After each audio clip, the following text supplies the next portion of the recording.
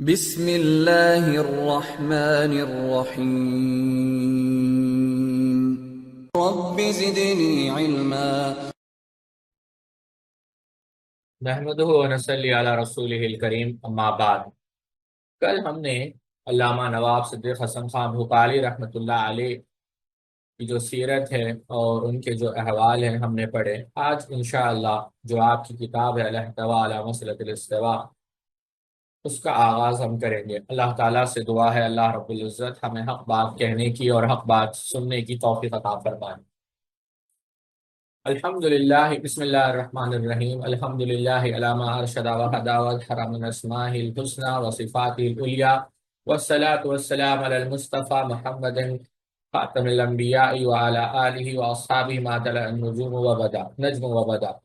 اما بعد، فروعی مذاہب میں کل اختلاف کتنے ہیں؟ حمد و صلات کے بعد یہ بات واضح رہے کہ اہل سنت و جماعت جو فرقہ ناجیہ ہے، اس کے فروعی مذاہب میں 4 گروہ ہے: حنفی، مالکی، شافعی، حنبلی۔ ان کے آپس میں اختلافات ہے، لیکن 300 اور کچھ مسئلوں سے زیادہ میں اختلاف نہیں، اور ان اختلاف کی بنیاد پر کوئی کسی کو کافر اور گمراہ نہیں کہتا۔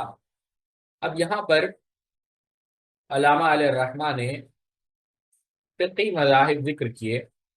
یہاں پر 2 باتیں قابل غور ہے۔ ایک، بہت سارے فقہی مذاہب آج بھی ہے، جیسے ظاہریہ، یعنی ہو سکتے ہیں کہ کم ہو لیکن موجود ہے۔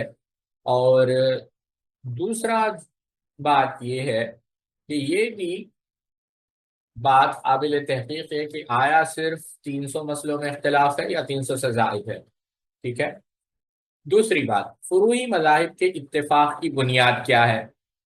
ان چاروں مذاہب میں اکثر مسائل حدیث کے موافق ہے، بعض مسائل حدیث کے مخالف بھی ہے۔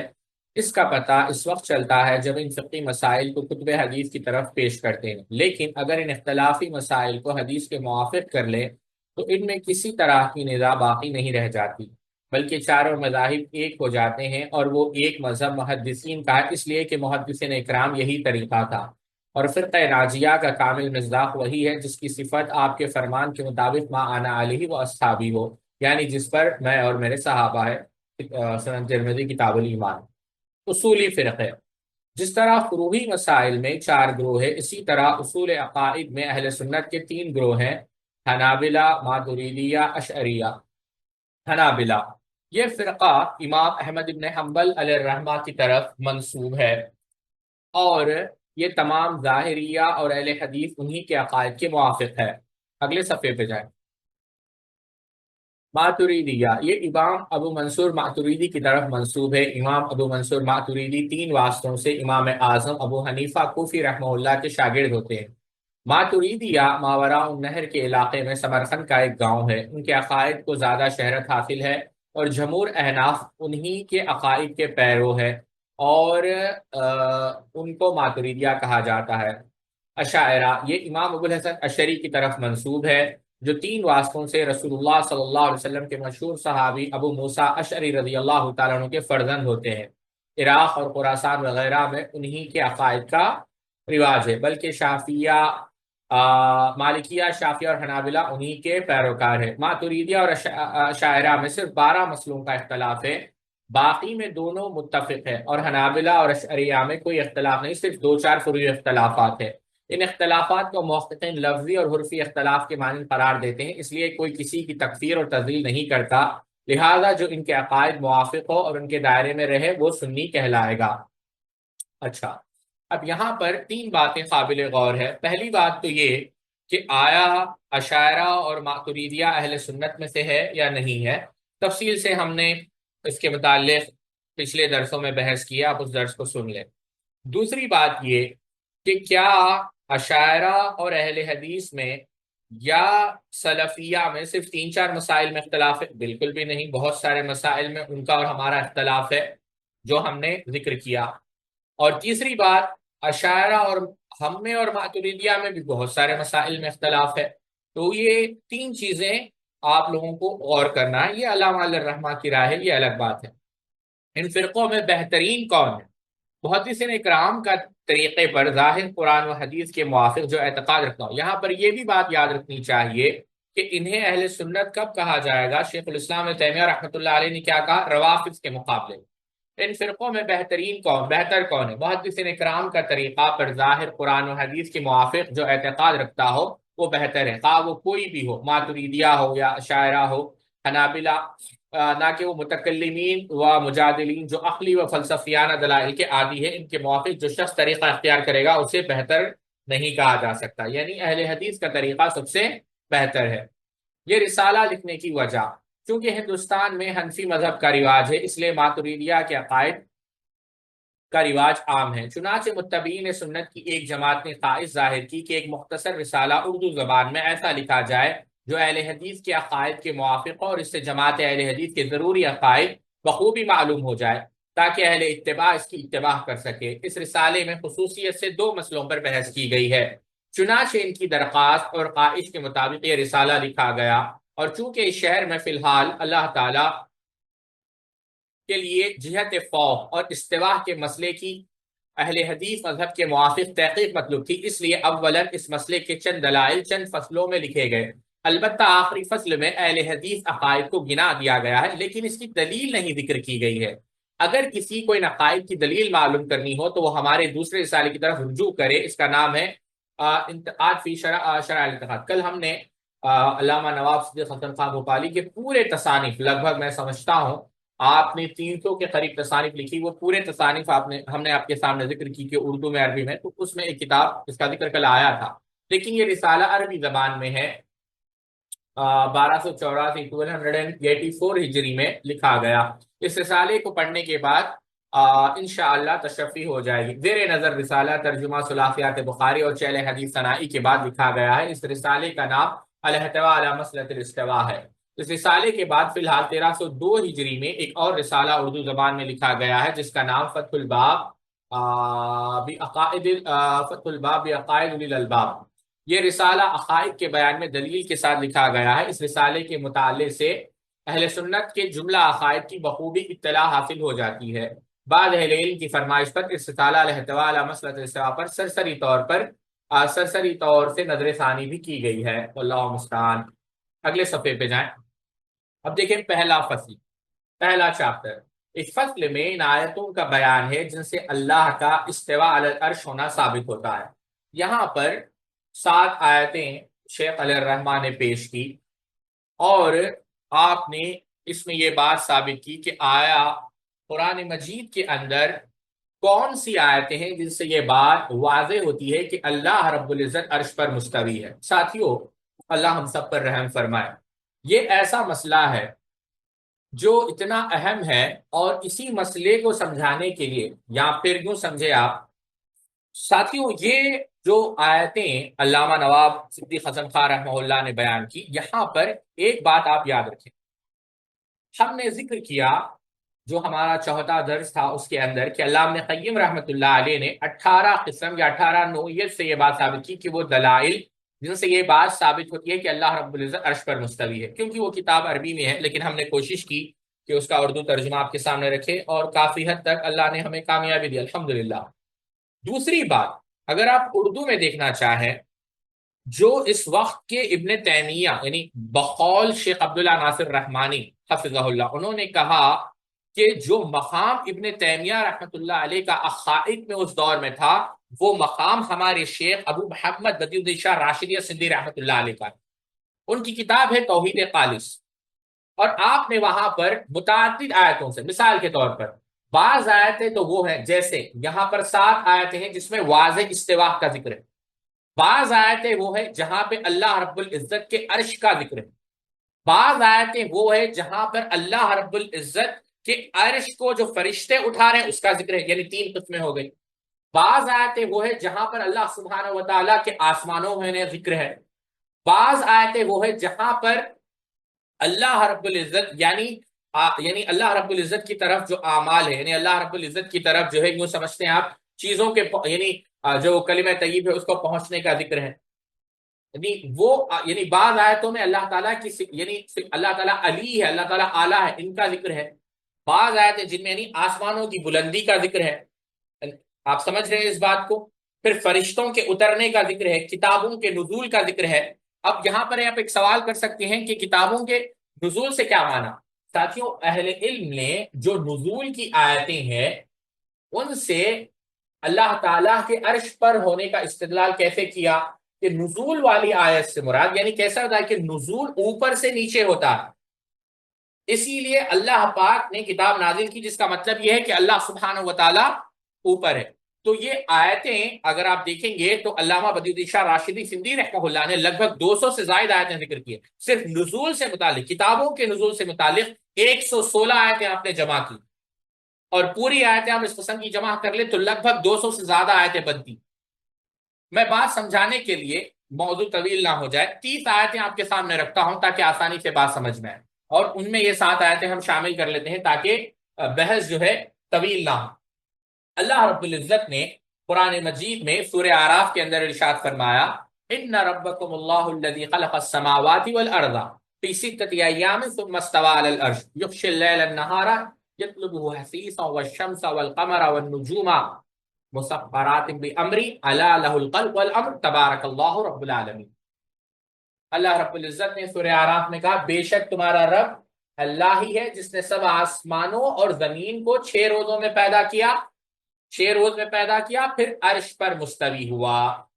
اللہ رب العزت نے سورہ یونس کے اندر کہا ان ربکم اللہ الذی خلق السماوات والارض فی ستۃ ایام ثم استوى علی العرش یدبر الامر ما من شفیع الا من بعد اذنہ ذالکم اللہ ربکم فاعبدوا افلا تذکرون۔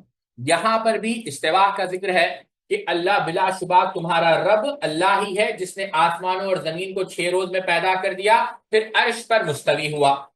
اللہ رب العزت نے سورہ رات کے اندر ارشاد فرمایا اللہ الذی رفع السماوات بغیر عمد ترونها ثم استوى علی العرش، کہ اللہ رب العزت عرش پر مستوی ہوا۔ پھر سورہ فرقان کے اندر الذی خلق السماوات والارض وما بینہما فی ستۃ ایام ثم استوى علی العرش الرحمن فاسأل به خبیرا۔ اللہ رب العزت نے سورہ سجدہ کے اندر ارشاد فرمایا اللہ الذی خلق السماوات والارض وما بینہما فی ستۃ ایام ثم استوى علی العرش ما لکم من دونہ من ولی ولا شفیع افلا تذکرون۔ یہاں بھی استوا کا ذکر هو الذی سورہ حدید کے اندر هو الذی خلق السماوات والارض فی ستۃ ایام ثم استوى علی العرش یعلم ما یلج فی الارض وما یخرج منها وما ينزل من السماء وما يعرج فيها وهو معكم اينما كنتم والله بما تعملون بصیر۔ سورہ طٰہٰ کے اندر الرحمن علی العرش استوى۔ پھر سورہ نحل کے اندر یخافون، جو آیت سجدہ بھی ہے، یخافون ربهم من فوقهم ويفعلون ما يؤمرون۔ سبح اسم ربک الاعلی، اللہ اعلیٰ دیکھیں آپ۔ وما لأحد، سورہ لیل میں وما لأحد انه من نعمت تجزى الا ابتغاء وجه ربه الاعلی، اعلی۔ سورہ رات عالم الغیب والشہادۃ الکبیر المتعال۔ سورہ غافر کے اندر رفیع الدرجات ذو العرش یلقی الروح من امرہ علی من یشاء من عبادہ لینذر یوم التلاق۔ آپ آیت الکرسی اٹھا لیں، اللہ لا الہ الا هو الحی القیوم لا تاخذہ سینۃ ولا نوم لہ ما فی السماوات وما فی الارض من ذا الذی یشفع عنده الا باذنہ یعلم ما بین ایدیہم وما خلفہم ولا یحیطون بشیء من علمہ الا بما شاء وسع کرسیہ السماوات والارض ولا یؤودہ حفظہما وہو العلی العظیم۔ سورہ شورى کے اندر لہ ما فی السماوات وما فی الارض وہو العلی العظیم۔ اللہ تعالیٰ نے پھر انہ علی حکیم۔ سورہ نساء میں ان اللہ کان علی کبیرا۔ سورہ سبا میں وہو العلی الکبیر۔ سورہ حج میں هو العلی الکبیر۔ سورہ غافر میں فالحکم للہ العلی الکبیر۔ آپ پھر دیکھیں بعض آیتیں سورہ ملک کو آپ اٹھا لیں، آمنتم من فی السماء یخسف بکم الارض فاذا ہی تمور ام امنتم من فی السماء ان یرسل علیکم حاصبا فستعلمون کیف نذیر۔ سورہ فاطر آپ اٹھا لیں، اللہ رب العزت نے کیا کہا، الیہ یصعد الکلم الطیب، کہ کلمہ کہاں اٹھایا جا رہا ہے۔ سورہ سجدہ میں یدبر الامر من السماء الى الارض ثم یعرج الیہ فی یوم کان مقدارہ الف سنۃ مما تعدون۔ سورہ معارج کے اندر تعرج الملائکۃ والروح الیہ فی یوم کان مقدارہ 50,000 سنہ۔ سورہ عمران کے اندر اذ قال اللہ یا عیسیٰ انی मुतवफ़्फ़ीका व राफ़िउका इलैया। सूरह निसा के अंदर बल रफ़अहुल्लाहु इलैक। सूरह नहल के अंदर कुल नज़्ज़लहु रूहुल कुदुस मिन रब्बिका बिल हक़ युसब्बितल्लज़ीना आमनु व हुदन व बुशरा लिल मुस्लिमीन। अब जो आयत नुज़ूल है, इन्ना अंज़लना तौरात फ़ीहा हुदन व नूर, फ़ीहा हुदन व नूर, सूरह माइदा के अंदर। फिर सूरह अनाम में आप देखिए, वमा क़दरुल्लाह हक़्क़ क़द्रिही इज़ क़ालू मा अंज़लल्लाहु अला बशरिन मिन शै।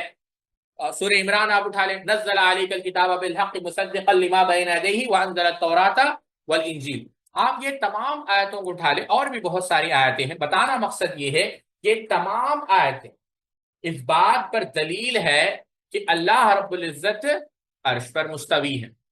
अब यहां पर साथियों दो तीन बातें मैं आपको बताना चाहूंगा कि फिस समा, इसका माना क्या है। बहुत सारे लोग इसका देखते हैं तर्जुमा अहले इल्म ने क्या किया है, हमारी बात हम छोड़ते हैं, क्योंकि ये भी तर्जुमा भी देखना बहुत जरूरी है कि उलमा ने, खासकर बर्र सगीर के उलमा ने इसका तर्जुमा क्या किया। अब आप देखें, पहली चीज, अब हमने आयतें देखी कि मन फिस समाई, कि अल्लाह ताला का इरशाद आमिन तुम मन फिस समा। अब इसका तर्जुमा मौलाना अहमद रजा खान बरेलवी है, वो लिखते हैं कंजुल ईमान के अंदर, उन्होंने तर्जुमा क्या किया, क्या तुम इससे निडर हो गए हो जिसकी सल्तनत आसमान में। देखें आप, जिसकी सल्तनत आसमान में है, तर्जुमा ये किया उन्होंने। और ऐसा ही तर्जुमा मौलाना अशरफ अली थानवी वगैरह ने भी किया। लेकिन शाह अब्दुल कादिर जो शाह वलीउल्लाह मुहद्दिद देहलवी के बेटे थे, उन्होंने क्या तर्जुमा किया, क्या निडर हुए हो इससे जो आसमान में है। फर्क देखें आप, यही तर्जुमा मौलाना जलिंदरी, मौलाना हनीफ नदवी, मौलाना मदूदी, मौलाना अब्दुल माजिद दरियाबादी और मौलाना लुक़मान सल्फी वगैरह ने भी किया। लेकिन इनमें से बाज़ ने इस आयत की तफसीर में इसकी तावील की है। मसलन मौलाना मदूदी को आप ले लो या मौलाना अब्दुल माजिद दरियाबादी को ले लो, उन्होंने क्या किया, मन फिस समा से ये मुराद तो हो ही नहीं सकता कि वो आसमान पर कहीं बैठा है। मुराद वो जाते आजम है जिसका हुक्म व तसर्रुफ आसमान पर चल रहा है, या इससे मुराद मलाइका अजाब है। देखें आप, यानी तावील देखें आप। अच्छा, मनफी समा, क्या तुम इस बात से बेखौफ हो कि आसमानों वाला। अच्छा, ये तर्जुमा आप देखें, मौलाना जुनागढ़ी, मौलाना तकी उस्मानी, मौलाना ताहिर कादरी ने भी लिखा है। अब आप देखें कौन सा तर्जुमा दुरुस्त है। इसमें कोई शक नहीं कि शाह अब्दुल कादिर मुहद्दिद देहलवी रहमतुल्लाह अलैह का तर्जुमा सबसे दुरुस्त और फहम सलफ के मुताबिक है। सूरह मुल्क की आप आयतें उठाकर देख लें। तो बताना मकसद ये है कि आप जब देखेंगे तो इस तरीके से जो है क्या किया गया है, तर्जुमे के अंदर जो है खयानत की गई है साथी। अब यहां पर अल्लाह ताला के आसमानों में होने का सही माना यह है कि आसमानों के ऊपर है। फी बिमाना आला है, बिमाना जर्फ नहीं, क्योंकि आसमान अल्लाह ताला का इहाता नहीं कर सकता। और कुरान मजीद में कई जगहों पर फी अल्लाह के माने में इस्तेमाल हुआ है। दूसरी बात यह है कि समा बिमाना बुलंदी भी आता है, तो फिर यहां आसमान मुराद नहीं बल्कि बुलंद में होना मुराद है।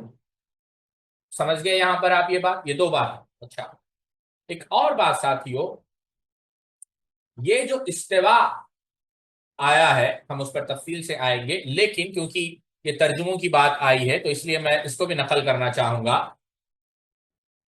जो अल्लाह ताला ने, यानी जो इस्तिवा अल अर्श 7 मरतबा वारिद हुआ है, पहले उन आयतों को देख लेते हैं जैसा शेख ने नकल किया। पहली आयत सूरह आराफ की, इन्ना रब्बकुमुल्लाहुल्लज़ी खलक़स समावाति वल अर्ज़ फ़ी सित्तति अय्यामिन सुम्मा इस्तवा अलल अर्श। फिर सूरह यूनुस की आयत, जो हम फिर ये अगले सफ़े पे जाए जी, 7 आयतें यहां पर है। ठीक है, अब यहां पर इसके बाद जो बात समझने की है कि यहां पर जो इस्तिवा आया हुआ है, शाह अब्दुल कादिर मुहद्दिद देहलवी रहमतुल्लाह अलैह ने क्या किया तर्जुमा, फिर बैठा तख्त पर, और 4 जगह इस तरह किया, फिर कायम हुआ अर्श पर। और एक जगह यह भी लिखा है वो बड़ी मोहर वाला तख्त के ऊपर कायम हुआ। गौर करें, शाह रफीउद्दीन मुहद्दिद देहलवी रहमतुल्लाह अलैह जो शाह वलीउल्लाह के बेटे थे, उन्होंने भी तर्जुमा किया, फिर करार पकड़ा ऊपर अर्श के। और इनके जो वालिद ग्रामी थे शाह वलीउल्लाह मुहद्दिद देहलवी रहमतुल्लाह अलैह, उन्होंने भी فارسی میں جو قرآن کا ترجمہ کیا، بعد مستقل شد برش، انہوں نے بھی جو ہے ترجمہ یہی کیا، یعنی عرش پر قرار پکڑا۔ اب آپ دوسرے ترجمے کو دیکھ لیں، مثال کے طور پر احمد رضا خان بریلوی کا ترجمہ آپ دیکھ لیں، پھر عرش پر استوا فرمایا۔ مولانا مودودی کا ترجمہ دیکھ لیں، پھر اپنے تخت سلطنت پر جلوہ فرما ہوا۔ مولانا عبد الماجد کا دریابادی کا ترجمہ آپ دیکھیں، پھر قائم ہو گیا عرش پر، یعنی عظمت و جلال کے تخت پر۔ تو آپ دیکھیں یہاں پر جو ہے فرق آپ محسوس کریں تو سیدھی سادی بات ہے، کیا شاہ ولی اللہ محدث دہلوی اور ان کی جو اولاد تھی ان کا ترجمہ درست ہے یا بعد کے والوں کا ترجمہ؟ یہ بات ذہن میں رکھیں، کیونکہ استوا جب آپ ترجمہ پڑھیں گے تو بحث آپ کو سمجھ میں نہیں آئے گی، اس وجہ سے یہ بات میں آپ کے سامنے امانت داری کے ساتھ رکھ رہا ہوں۔ اچھا، یہ ہو گئی ایک بات۔ دوسری بات یہ دیکھیں کہ آیا یہ جو آیتیں ہیں اس کے متعلق مفسرین نے کیا کہا، اس کے متعلق مفسرین نے کیا کہا۔ مثال کے طور پر اب آپ دیکھیں بہت ساری آیتیں آپ کو قرآن مجید میں ملیں گی، جیسا چند ہم نے ابھی ذکر کیے۔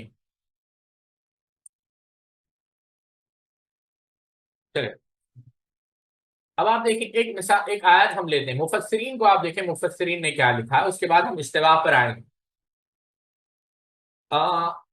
سب سے پہلی تفسیر یا یوں سمجھے جو سب سے بڑی تفسیر یا سب سے یعنی کتب تفاسیر میں جو ایک یوں سمجھے جو امہات الکتب آپ کہہ لیں، اس کے اندر جس کا یعنی تفسیر طبری کو آپ لیں، سورہ قصص کی جو آیت ہے کہ یہ موسیٰ علیہ یعنی سورہ قصص کی جو آیت ہے اس کے اندر ہو سکتا ہے مثلا کیا ہے وہ میں بھول رہا ہوں، وقال فرعون یا ایوہ الملأ ما علمت لکم من الہ غیری فاوقد لی یا حامان علی التین فاجعل لی صرحا لعلی اطلع الی الہ موسیٰ وَإِنِّي لا أَظُنُّهُ مِنَ الْكَاذِبِينَ۔ فرعون نے کہا نا کہ ایک مینار بناؤ جس کے ذریعے سے ہم کیا کریں، دیکھیں کہ کیا موسیٰ علیہ السلام طرف آسمانوں میں۔ اس کی تفسیر آپ دیکھیں، امام نے زریر الطبری رحمۃ اللہ علیہ نے لکھا، اور یہی بات ابن جوزی رحمہ اللہ نے زاد المسیر میں لکھی۔ اس کا مفہوم میں یہ بات ہے، یعنی اس کی تفسیر یہ ہے کہ موسیٰ علیہ السلام کے معبود کو دیکھو، یعنی فرعون چاہتا تھا کہ موسیٰ علیہ السلام کے معبود کو دیکھوں جس کی وہ عبادت کرتا ہے اور اس کی دعوت دے رہا ہے، میرا خیال ہے وہ اپنے زعم میں جھوٹا ہے کہ اس کا ایک معبود ہے جو آسمان پر ہے۔ یعنی یہ کس کا خیال ہے کہ اللہ تعالیٰ عرش پر مستوی نہیں، فرعون کا، اور وہی اس کی تائید و نصرت کرتا ہے اور اس نے اپنا پیغام دے کر بھیجا ہے۔ یہ بات امام طبری رحمۃ اللہ علیہ نے لکھی۔ ایک اور مقام پر لکھا اس کا مقصد ہے میں موسیٰ علیہ السلام کو کہ اس دعوے میں جھوٹا سمجھتا ہوں کہ اس کا آسمان میں رب ہے جس نے اس کو ہماری طرف بھیجا۔ امام طبری نے آگے لکھا اس کا معنی ہے کہ اللہ کے یعنی اس کا معنی ہے اللہ کے پاس ہے جو کہ آسمان میں تمہارا رازق ہے۔ سمجھ رہے ہیں آپ بات؟ اور یہی بات امام قرطبی رحمۃ اللہ علیہ نے بھی کہی، یہ بات۔ اچھا، یہی بات ہے ساتھیو، امام ذہبی رحمۃ اللہ علیہ نے کہا قلت ما قالت السلف وائمۃ السنہ بل والصحابۃ واللہ ورسولہ والمؤمنین ان اللہ عز وجل فی السماء وان اللہ علی العرش۔ اب یہ عرش پر میں رکتا ہوں، بات میں بھول جاؤں گا بہت ساری باتیں، لیکن میں کوئی بات چھوڑنا نہیں چاہتا۔ عرش کو عرش کیوں کہا گیا؟ ہم نے عرش کا جب موضوع چھیڑا تو یہ بات میں بتانا بھول گیا۔ عرش کو عرش اس لیے کہا گیا ہے، عبداللہ ابن عباس رضی اللہ تعالیٰ عنہ کہتے ہیں، اور امام نے کثیر رحمۃ اللہ علیہ اس کو نقل کیا ہے کہ عرش کو یہ نام اس لیے دیا گیا ہے کہ یہ اونچا ہے، یہ اونچا ہے، یعنی عرش کو عرش اس لیے کہا جاتا ہے کہ یہ اونچا ہے۔ ٹھیک ہے، چلے آتے ہیں امام ذہبی رحمۃ اللہ علیہ۔ امام ذہبی رحمۃ اللہ علیہ نے کیا کہا؟ ان اللہ علی العرش وان اللہ فوق السماوات وانه ينزل الى السماء الدنيا وحجتهم على ذلك النصوص والاثار۔ یعنی امام ذہبی رحمۃ اللہ علیہ کہہ رہے ہیں کہ میں کہتا ہوں کہ سلف صالحین، ائمہ سنت، صحابہ اکرام، انبیاء، تمام رسول اکرم صلی اللہ علیہ وسلم، تمام مومنوں کا کہنا ہے کہ اللہ بلندی میں اپنے عرش کے اوپر ہے، اور آسمانوں کے اوپر ہے، وہ آسمان دنیا کی طرف نزول بھی فرماتا ہے، اور اس میں کیا ہے؟ قرآن، نصوص یعنی قرآن، احادیث۔ اور پھر جہمیہ کا رد کیا، وہ ہم اس کو چھوڑتے ہیں۔ یہی بات امام اجوری رحمۃ اللہ علیہ اور دیگر علماء نے بھی کی ہے، لیکن ہم صدی بہ صدی آنے کی کوشش کریں کہ علماء کا مذہب ہے کہ اللہ تعالیٰ عرش پر ہے۔ امام اجوری رحمہ اللہ نے کتاب الشریعہ میں اس کو نقل کیا، ٹھیک ہے۔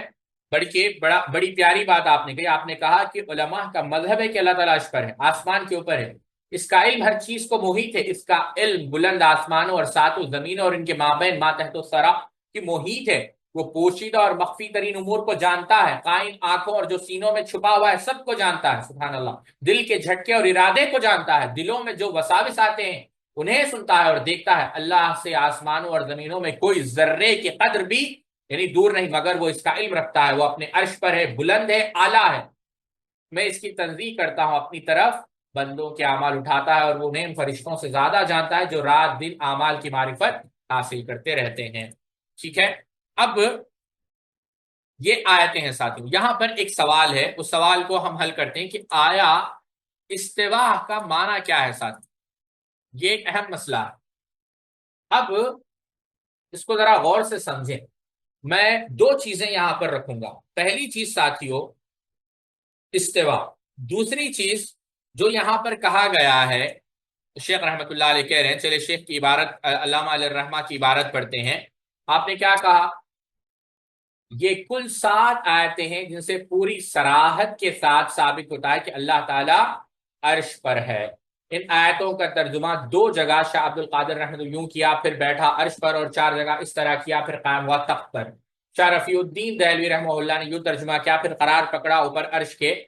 ان کے والد شاہ اللہ محدث حضرت عبداللہ ابن عباس رضی اللہ، صحیح بخاری میں یہی معنی منقول ہے، لیکن صحیح بخاری نہیں، وہاں پر حاشیے میں لکھا ہے کہ ابن قیم نے اجتماع جیوش الاسلامیہ میں امام بہقی کے حوالے سے عبداللہ ابن عباس سے الرحمن علی العرش استویٰ کی تفسیر میں یہ نقل کیا ہے، ٹھیک ہے، قاعدہ۔ اچھا، استوا کی کیفیت کا سوال کرنا بدعت ہے۔ اوپر کی بحث سے یہ معلوم ہوا کہ یہ آیت لفظ کے اعتبار سے محکم ہے، متشابہات میں سے نہیں ہے، لیکن ان کی کیفیت متشابہ اور نامعلوم ہے، یعنی تفویض الکیفیہ نہ کہ تفویض المعنی۔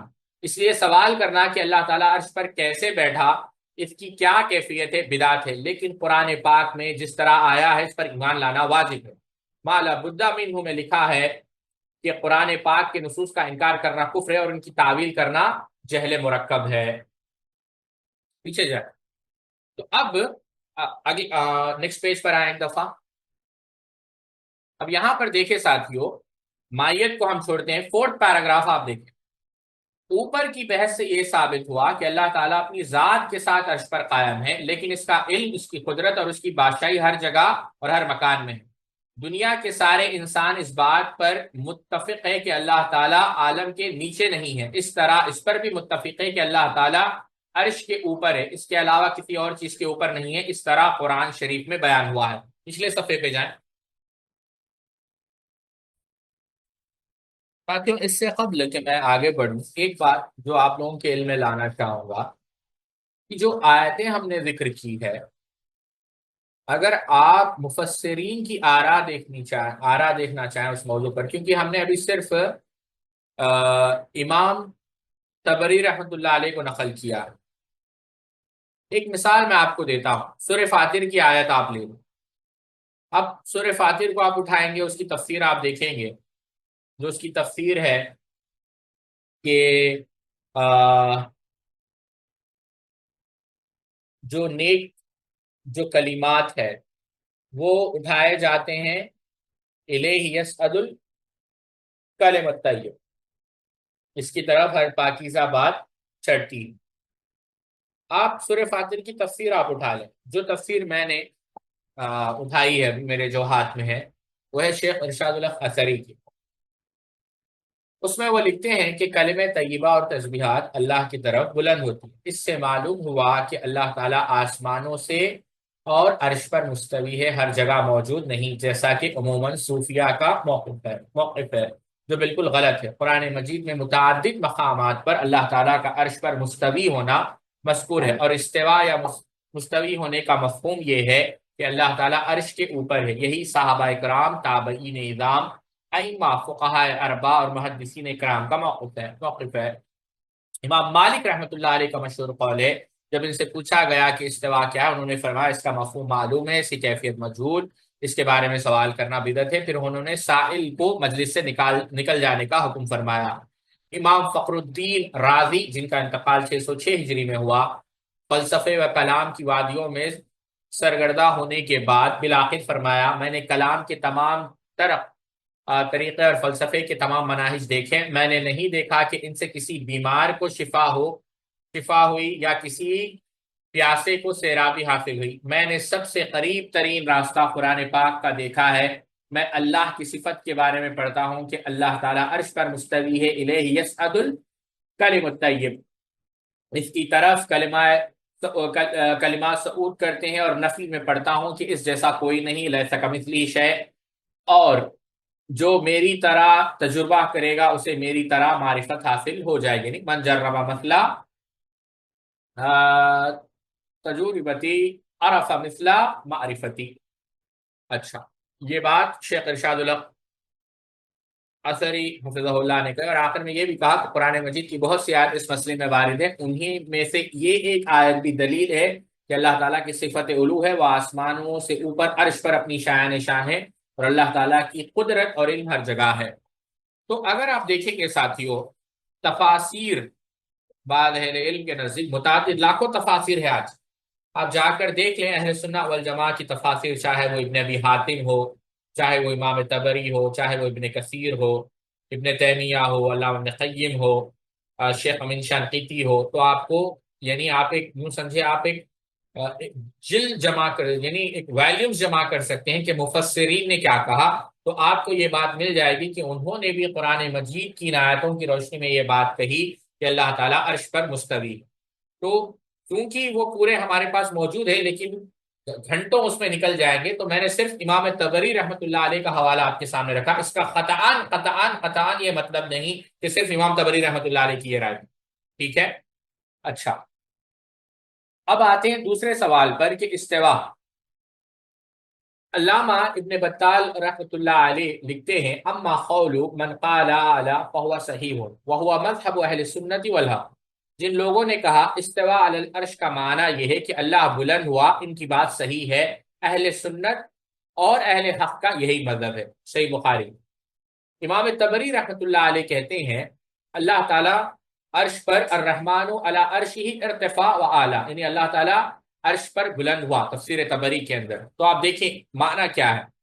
حافظ ابن کثیر معروف تفسیر ہے، آپ کے گھر میں بھی ہوگی، آپ اٹھا کر دیکھیں، کہتے ہیں اما قوله تعالی ثم استوى على العرش فللناس في هذه المقام مقالات كثيرة جدا ليس هذا موضوع بسطها، وإنما يسلك في هذا المقام مذهب السلف الصالح مالك والأوزاعي والثوري والليث بن سعد والشافعي وأحمد بن حنبل وإسحاق بن راهويه وغيرهم من أئمة المسلمين قديما وحديثا، وهو امرارها كما جاءت من غير تكييف ولا تشبيه ولا تعطيل، والظاهر المتبادر إلى أذهان المشبهان منفي عن الله، فإن الله لا يشبه شيء من خلقه، ليس كمثله شيء وهو السميع البصير، بل أمر كما قال الأئمة منهم نعيم بن حماد الخزاعي شيخ البخاري، من شبه الله بخلقه فقد كفر، ومن جهد ما وصف الله به نفسه فقد كفر، وليس فيها وصف الله به نفسه ولا رسوله تشبيه، فمن أثبت لله تعالى ما وردت به الآيات الصريحة والأخبار الصحيحة على وجه الذي يليق بجلال الله تعالى ونفى عن الله تعالى النقائص فقد سلك سبيل الحديث۔ رہا اللہ کا یہ فرمان کہ اللہ تعالیٰ عرش پر مستوی ہے، تو اس کے بارے میں لوگوں کے مختلف اقوال ہے، یہ جگہ ان کی تفصیل کی نہیں۔ اس مسئلے میں سلف صالحین کی راہ پر چلا جائے گا، امام مالک، امام اوزاعی، سفیان ثوری، لیث بن سعد، شافعی، احمد بن حنبل، اسحاق بن راہوے رحمہ اللہ اجمعین، جو کہ قدیم اور جدید دور کے مسلمانوں کے امام ہیں۔ ان کا مذہب یہ ہے کہ صفاتی باری تعالیٰ کو اس طرح تسلیم کیا جائے جس طرح وہ بیان ہوئی ہے، نہ ان کی کیفیت بیان کی جائے، یعنی استوا کی کیفیت بیان نہیں کی جائے گی، نہ ان میں تعطیل کی جائے، نہ اس کا انکار کیا جائے گا، اور نہ ہی مخلوق کے ساتھ انہیں تشبیہ دی جائے گی، نہ ہی استوا کو مخلوق کے تشبیہ کے مطابق سمجھا جائے گا۔ تشبیہ دینے والے لوگ کے ذہن میں جو متبادر بات آتی ہے اللہ اس سے بری ہے، کیونکہ مخلوق میں چیز اس کی مثل نہیں ہے، اس کی مثل کوئی چیز نہیں ہے جو سورہ لیس کمثلہ شیء، بلکہ یہ معاملہ ایسا ہی ہے جیسے امام ابن حماد رحمۃ اللہ علیہ نے فرمایا کہ جو اللہ کو مخلوق سے تشبیہ دے وہ بھی کافر ہے، اور جو اللہ تعالیٰ کی بیان کردہ صفات میں کسی کا انکار کرے وہ بھی کافر ہے۔ تو صفات باری تعالیٰ خود اللہ نے بیان کیا ہے، اس کے رسول نے بیان کی، اس میں کوئی تشبیہ نہیں، لہذا جو شخص آیات بینات اور احادیث صحیحہ میں بیان کی گئی صفات کو اس طرح ثابت کرتا ہے جیسے اللہ کی شان کے لائق ہے اور اللہ سے تمام نقائص کی نفی کرتا ہے، وہ ہدایت کے راستے پر گامزن ہے۔ ٹھیک ہے، اچھا ابن عبد البر رحمۃ اللہ علیہ کیا کہتے ہیں؟ فیہ دلیل علی ان اللہ عز وجل فی السماء علی العرش من فوق سبع سماوات کما قالت الجماعہ وهو من حجتهم على المعتزلة والجهمية في قولهم ان الله عز وجل في كل مكان وليس على العرش، والدليل على الصحة ما قوله أهل الحق في ذلك قول الله عز وجل الرحمن على العرش استوى التمهيد لما في المعطى من المعاني والاسانید۔ اس حدیث میں دلیل ہے کہ اللہ ساتوں آسمانوں کے اوپر عرش پر ہے، جیسا کہ جماعت اہل حدیث کا عقیدہ ہے۔ یہ حدیث معتزلہ اور جہمیہ کے خلاف اہل سنت کی دلیل ہے۔ جہمیہ اور معتزلہ کا کہنا ہے کہ اللہ تعالیٰ ہر جگہ ہے، صرف عرش پر نہیں۔ اہل حق کی دلیل یہ ہے الرحمن علی العرش استوى، رحمان عرش پر مستوی ہے۔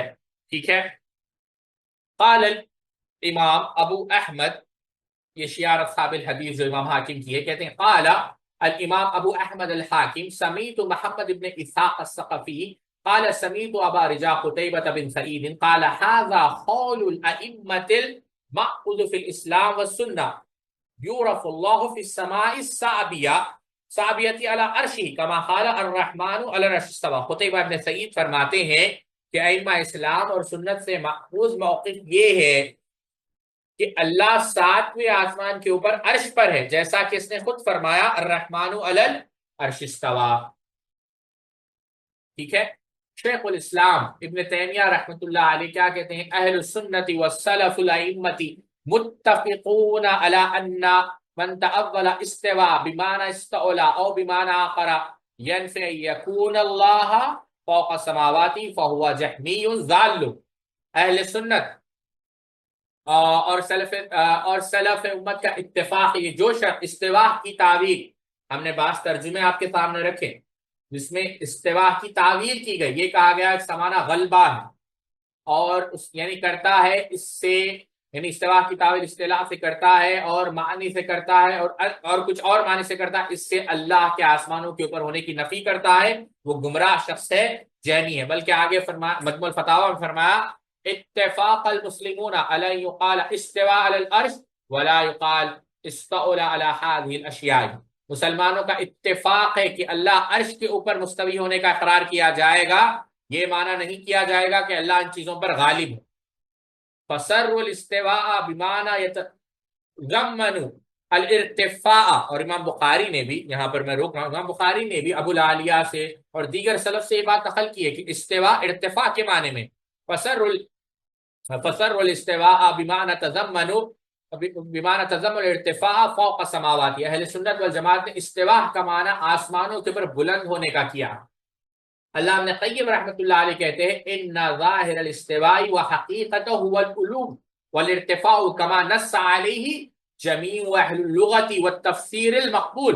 استواء کا ظاہری اور حقیقی معنی بلند ہونا ہی ہے، جیسا کہ تمام اہل لغت اور اہل تفسیر نے صراحتاً بیان کیا ہے۔ پھر آگے فرمایا ان اللفظ الاستواء في كلام العرب الذي خاطبنا الله باللغات وانزل به كلامه نوعان مطلق ومقید، هذه المعنی الاستواء المقبولة في كلامه۔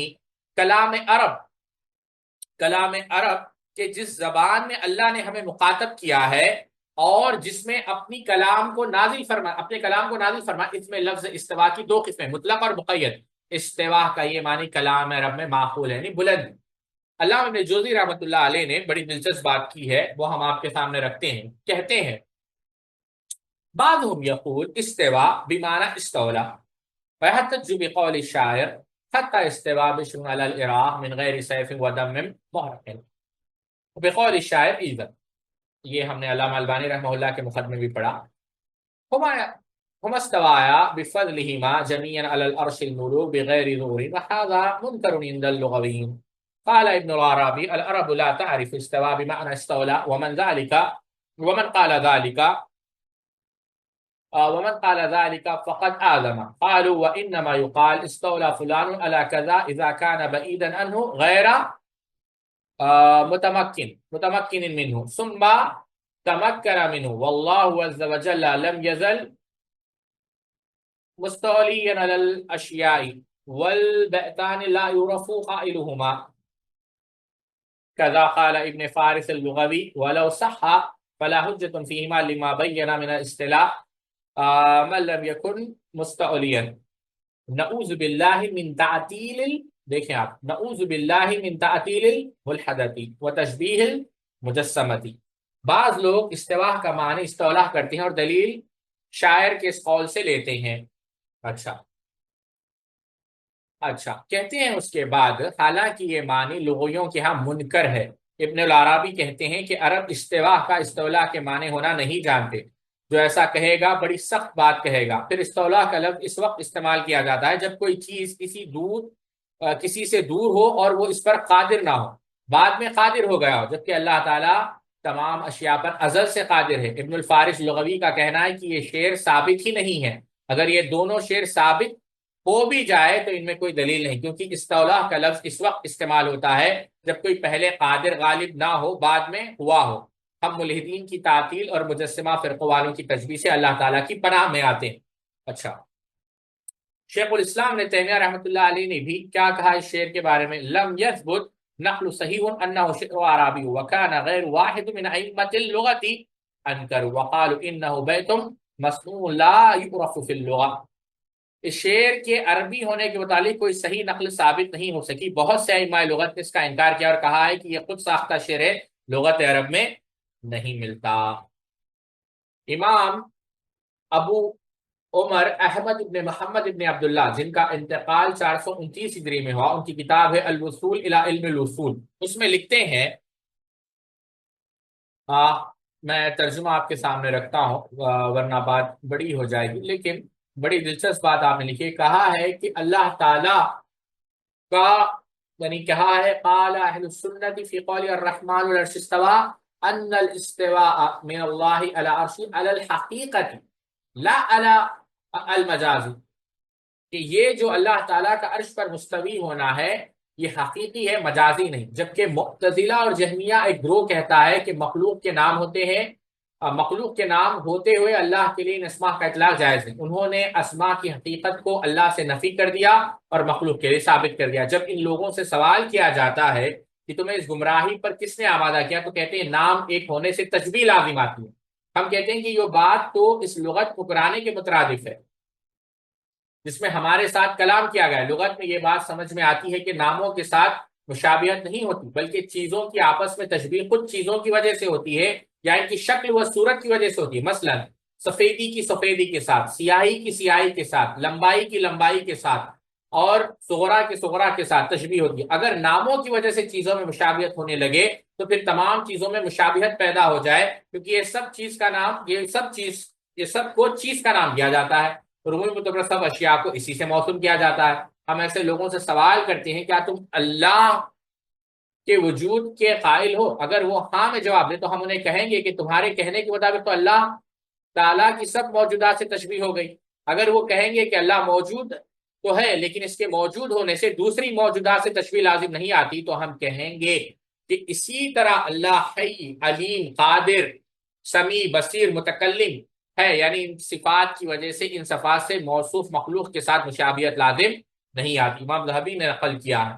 ابن خزیمہ رحمۃ اللہ علیہ نے کہا کہ باب ذکر استواء خالقنا العلی والاعلی، یعنی امام ابن خزیمہ رحمۃ اللہ علیہ کی کتاب التوحید آپ پڑھیں گے تو اس پر بھی امام ابن خزیمہ نے کہا کہ ہمارے بلند و اعلیٰ خالق یعنی اللہ ہر چیز پر قادر کہ عرش پر مستوی ہونے کا بیان، علی عرشہ فکان فوقہ، اور ہر چیز پر بلند ہے جیسا کہ اس نے خبر دی الرحمن علی العرش استوى، اور پھر وہ آیت نقل کی.